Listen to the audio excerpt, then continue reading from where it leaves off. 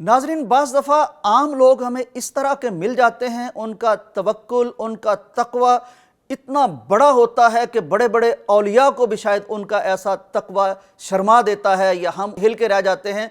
एक शख्स अपना वाक़या बयान करता है कि बारिश हो रही थी, ज़ाहिर है ऐसे में अपनी गाड़ी निकालना या बाइक वगैरह निकालना मुश्किल होता है, तो मैंने कैब बुला ली, टैक्सी बुला ली। टैक्सी ड्राइवर जब आया तो मैं बाहर निकला और मैं जब एंटर होने लगा तो मैंने उससे बारगेनिंग करने की कोशिश की कि कितने पैसे लेंगे। उसने कहा जी जो आप मुनासिब समझे वो दे देना। मैंने कहा कि नहीं, आप बताएं कितने पैसे। उसने कहा जी देखें, मैं एक मुतवक्किल आदमी हूँ, मैं अल्लाह पर तवक्कुल करता हूँ, जो मेरी किस्मत है वो आप मुझे दे के ही जाएंगे, वो आप ले जा सकते ही नहीं है, मेरा रिस्क आप नहीं ले जा सकते, इसलिए मेरी तरफ से बेफिक्र हो जाएं, जो देना हुआ दे देना, बैठ जाइए। वो कहते हैं मैं हैरान हुआ और मेरी ज़िंदगी का ये वाहिद ऐसा टैक्सी ड्राइवर था जो इस कदर तवक्कुल का मुजाहरा कर रहा था। मैंने सोचा बाज़ दफ़ा तवक्कुल के पर्दे में भी लोग बड़े बड़े ड्रामे करते हैं और बड़े बड़े अजीब अंदाज इख्तियार करते हैं। अब देखते हैं इसकी कहानी क्या निकलती है।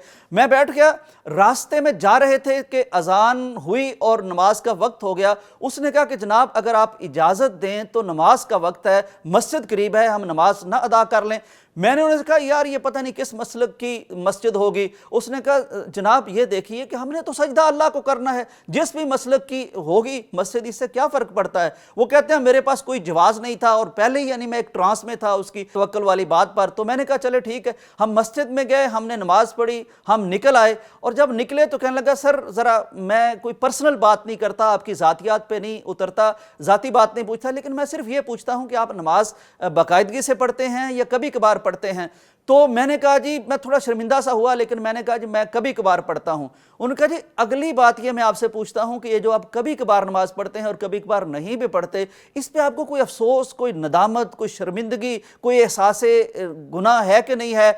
मैं थोड़ा खामोश था। तो उसने कहा देखिए जी बेशक आप इसका जवाब ना दें, लेकिन अगर आपको एहसास नदामत है, अगर आपको एहसास शर्मिंदगी है कि मुझसे कोई कोताही हो रही है, तो फिर मुझे कामल यकीन है कि एक दिन आप पक्के नमाजी बन जाएंगे। लेकिन अगर आपको नदामत भी नहीं होती तो आगे कहते हैं वो चुप हो गया, उसने जुमला पूरा नहीं किया।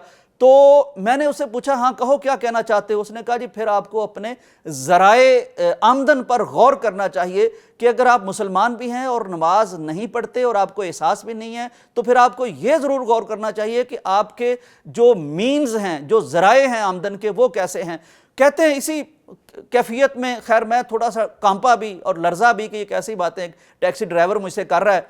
तो जब उतरे तो मैंने उसे 50 रुपए दे दिए। जब 50 रुपए दे दिए तो उसने कोई चूंचरा नहीं की, कोई बात नहीं की, उसने लिए जेब में डाले और वापस मुड़ने लगा। तो मैंने फौरन उसे रोक दिया।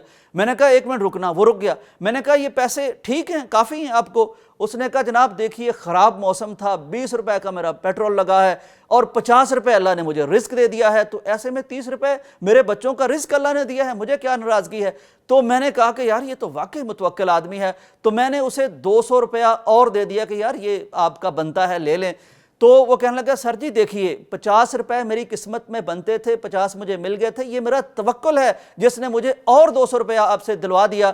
वो कहते हैं कि वो बंदा मुझे याद रहा और मैं सोचता रहा कि किस किस कैफियत में कैसे कैसे अल्लाह के लोग होते हैं, जिसने तवक्कुल भी समझा दिया और जिसने नमाज का सबक भी दे दिया और जिसने मुझे मेरे ज़राए आमदन के मुतल्लिक भी बता दिया। था सादा सा टैक्सी ड्राइवर। शायद मैं ये सारी बातें किसी बड़े से बड़े मौलवी साहब, किसी वाइज से भी ये बातें ना सुन सकता, लेकिन अपने अमल से, अपनी तरकीब से, अपने तरीके से वो ये बातें मुझे सिखा के चला गया और अपना रिस्क भी ले गया।